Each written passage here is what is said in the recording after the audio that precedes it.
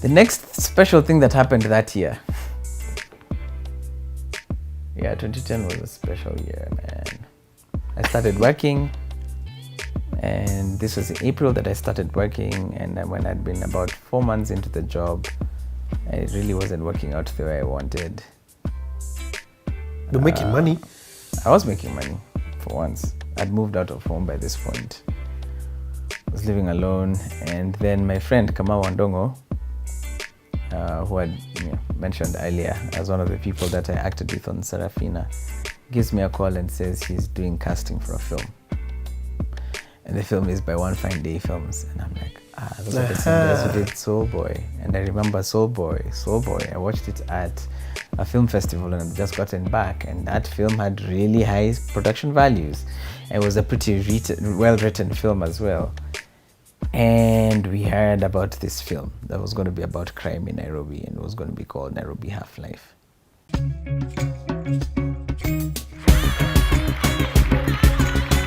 Naweza kuaje hapa? Bora siria ke mudenya ugo mwasi nyoga korwa testa. Kiburuzu hili zili. Uko poa? Uko poa? Ramani uko ocha. Egothie Nairobi. Na Nairobi nikuo koma thina na mirimo cituraga. Ni uyu ugu. Jua Nairobi kutoboa hadi Janges. Natafuta ka life. Atukindi life hapa. Unaweza ni organize ka wax? Unajua Gaza uradi ni spare parts. Lakini kuna mambo kichuri, manyapunde. I want an audition. Edition bila do. Sisi lazima katunice. Pia amebonga. Jalu era da gari yako. La jaidunga, jaichapia ndai live. Ndio maana jaishika kiso.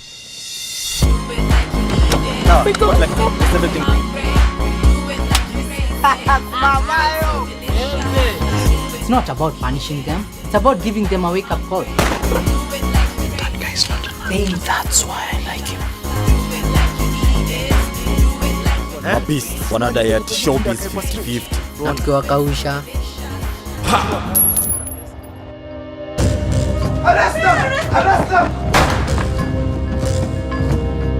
Sisi watu, si ni maiti. Feels like I have to live two different people every day.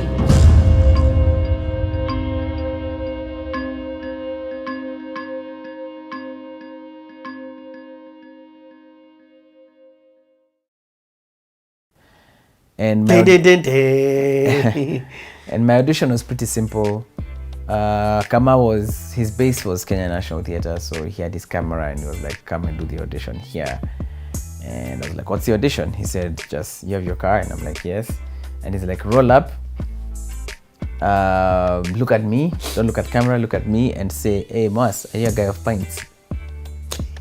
And I was like, okay, cool. So I rolled up and I was like, hey, Mas, are you a guy of pints? And Kamal lowers the camera and says, can you do it again now, but don't act, stop acting. And I'm like, yeah, sorry, man. Yeah, I understand exactly what you're saying. It's been a while. So I do it again. Hey, Mas, are you a guy of pints? And after we finish it, I ask him, dude, what's this film about? And he says, let me tell you, this film is special. This film is special. I have not seen anything like it as in terms of the screenplay. I've not seen like the plans these guys have for this film. They don't want to play with this film. They want this film to be able to go to the Oscars, dude. That's the caliber of film we're making. And I was like, I hope I get the role. Long story short, I didn't get the role. I attended the audition afterwards, and now I knew I was going to be playing the role of an actor who befriends Moas and sort of develops an attraction towards him. And I didn't get the role. When I did get that role, I was supposed to be cast as one of the thieves, but what they wanted us to do was rehearse so that we could bond and get close with each other. But I had a full-time job, so I couldn't do it, so I didn't get that role either. So the original actor who was supposed to play the role of Cedric on Nairobi Half-Life dropped out because of scheduling conflicts, and I got the call. So the casting director calls me. I remember I'd spoken with him 2 days before, and I said, dude, anything at all, please, even if I'm manning a counter, I just want to be on a set and see how work goes. And Kama calls me and says, hey, Mugash. And I'm like, yes. And he says, kuna venye tuliona hawezi kwa hii film. Hawezi kosa kwa hii film. And I'm like, thanks. Kwa hivyo nimepata role. And he says, eh. And I'm like, he talked about a role of someone manning a shop. And I wouldn't have any lines. And I'm like, so they get that role where I was manning a shop or something. And he said, boss, see your role. Umepata ile role ingine. And I'm like, iyo role ya waf. See iyo ingine. And I'm like, role ya Cedric. And he was like, see you on set.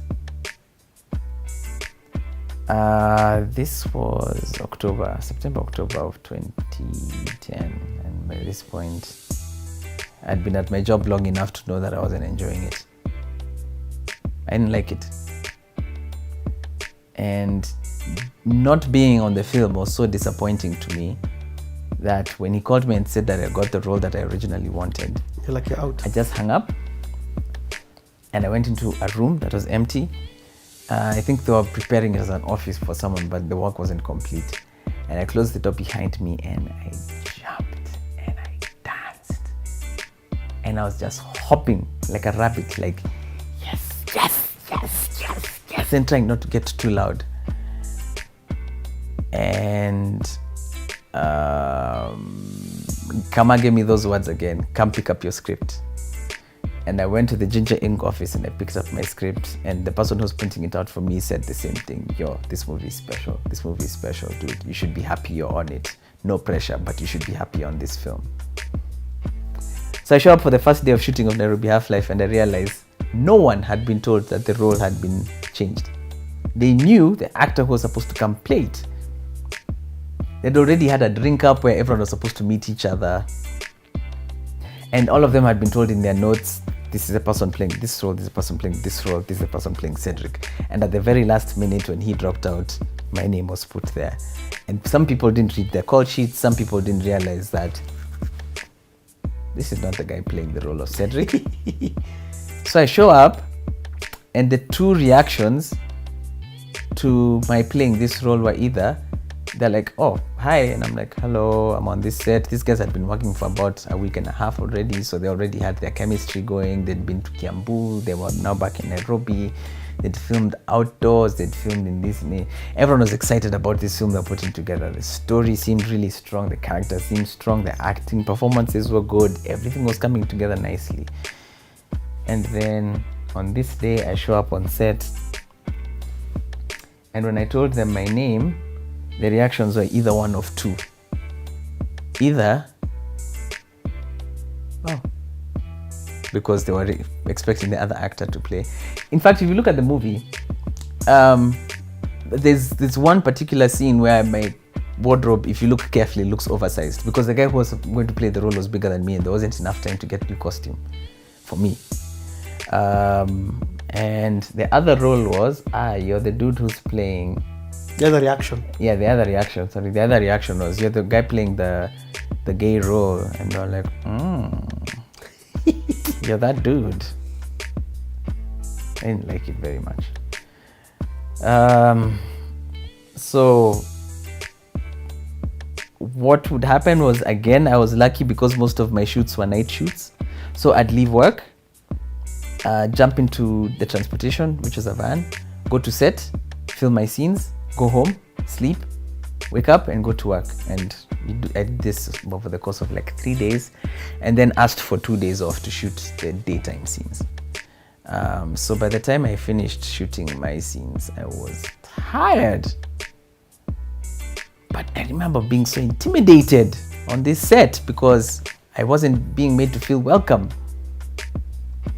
But after you do that first take, and I looked around the room again, there were the lights, and there were the people, and there were the people on radio.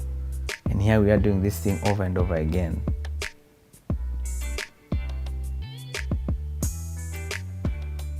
And I was like, God answers prayer. It really does.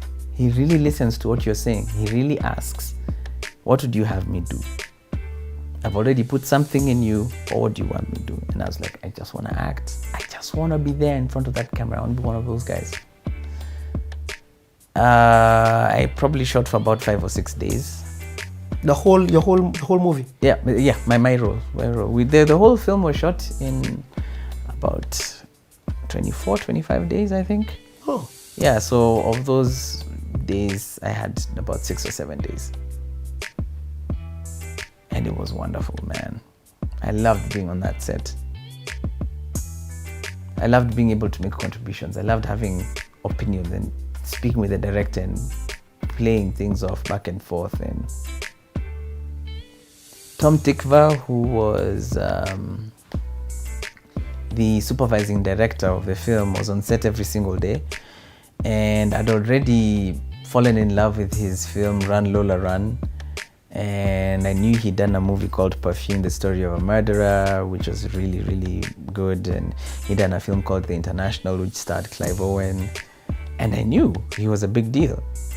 And he was part of the reason why I walked into the audition room and I choked a bit, like, oh my God, Tom Nthiga is in the room. I remember going home on one day of shooting. And I don't usually journal. I used to do it quite a bit. But for this one day, I decided I was going to journal. And I said to myself, Mugambi, you have just come on set where you are playing a principal role on a film. And you had asked Universe for this a long time ago. And I'm writing you this note, unless like I'm talking to myself. And I'm like, I'm writing you this note so that you're going to come back one day and read this note. And you will need to remind yourself that nothing is impossible. Just by mere virtue of the fact that you're here shooting this stuff on this film, that's going to be special. And all of us could see the specialness of the film from the beginning.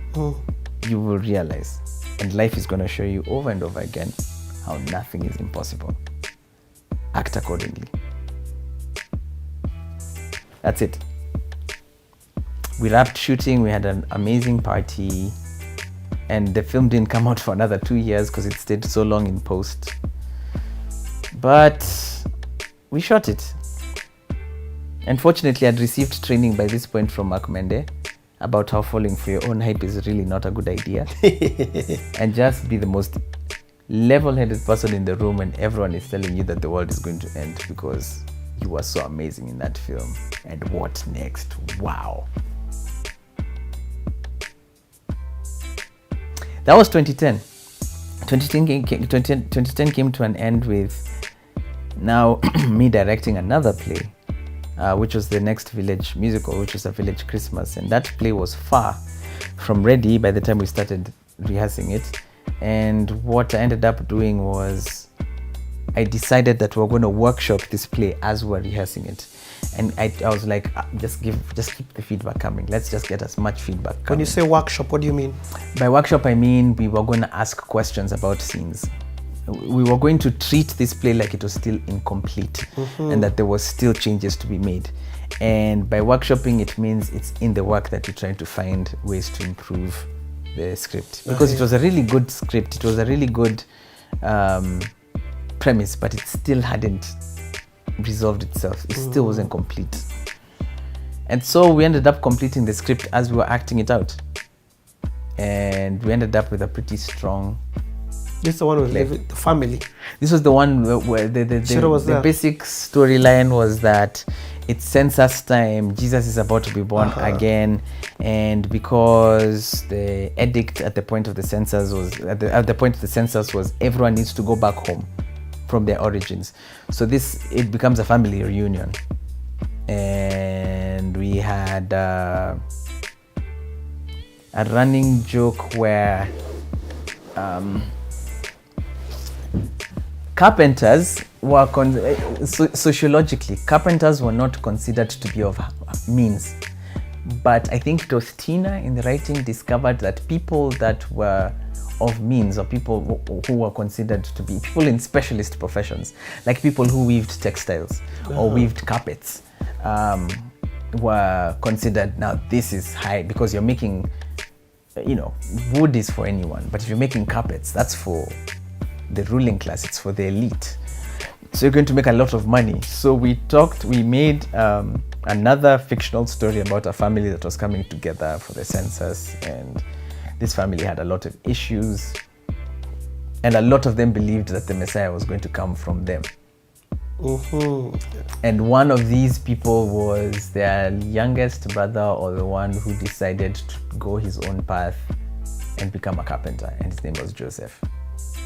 And it was sort of like in the same way of the story of David, where the whole thing about being the stone that the builder refused. So Joseph, because he came from humble means, they never expected that he was the one who was going to become the father of the Messiah. Or David, that kind of story. That kind of story. They never thought that Joseph would be the one who would become the father of the Messiah.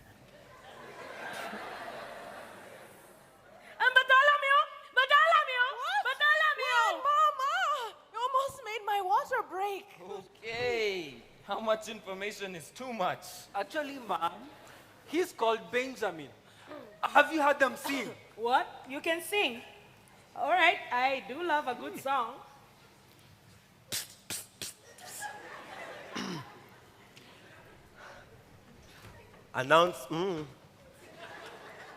Announcing the traveling trio. Okay.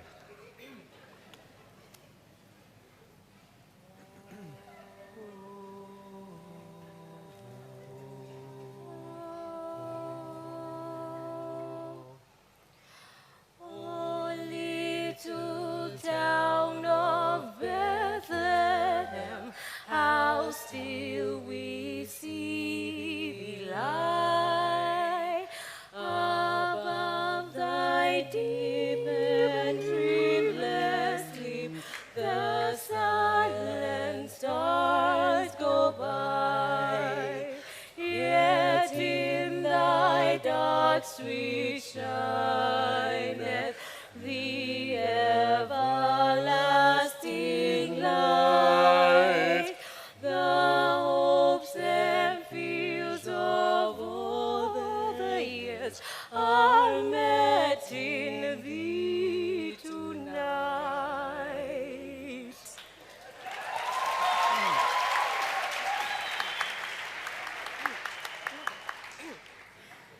Esther?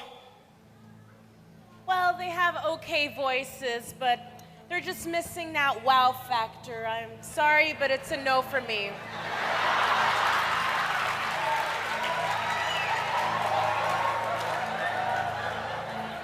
Thank you. Ruth? I don't know. I think they have something. Yeah, me too. Judah? I usually don't say this. However,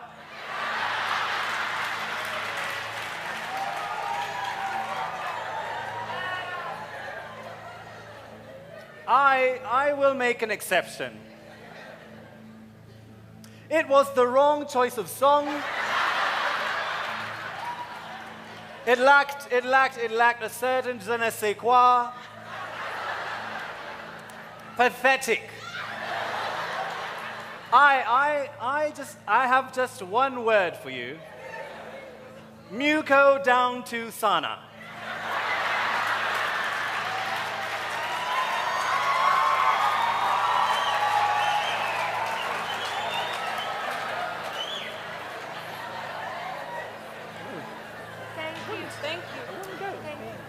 Thank you. Well, that's 2 no's and 2 yeses. As for me, I think if you guys were really that good, you wouldn't be working here. So that's a no for me, and I speak for my wife. Well, no, it was sweet of you to give them a chance, but better luck next season. Bartholomew, get us some wine. We need some on the table.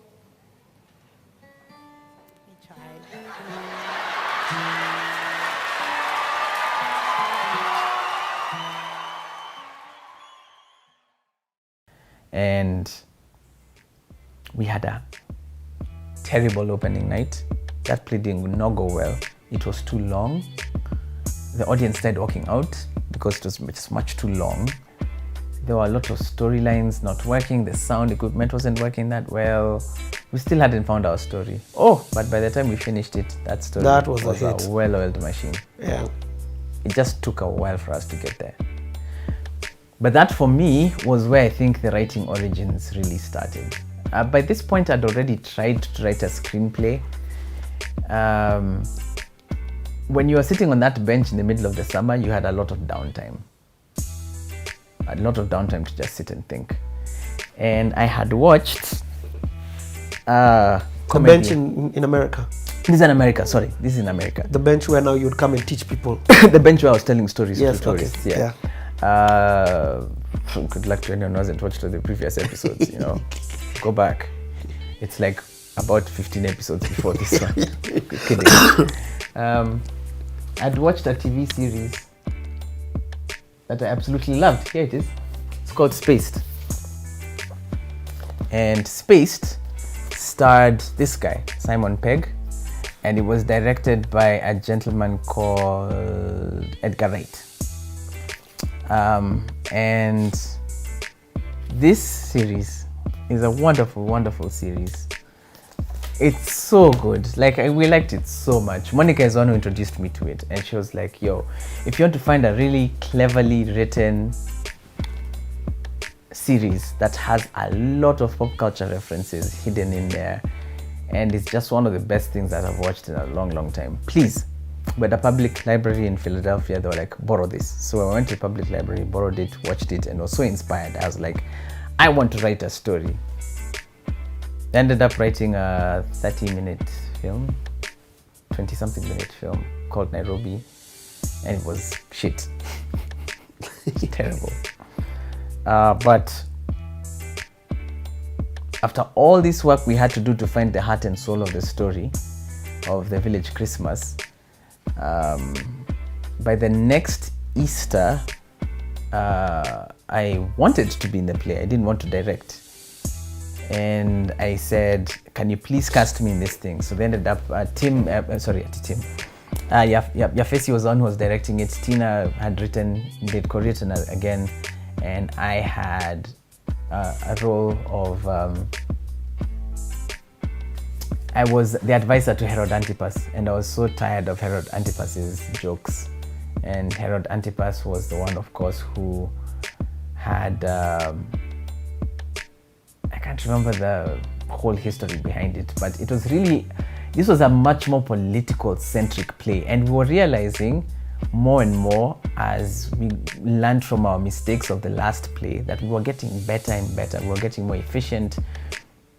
We were able to get a sense, even if we didn't have the words for it, we had the sense of what conflict ought to be, we had the sense of what beats ought to be, and we knew that you don't go into a scene and then have people talk and then sing the very same words that they've been talking. Or this is not a play anymore that has action followed by song that has nothing to do with the action. No, we're going into full-on musicals. Well, I'm trying to remember who are some of the actors in this one? Trying to remember this one. Christian Ogutha.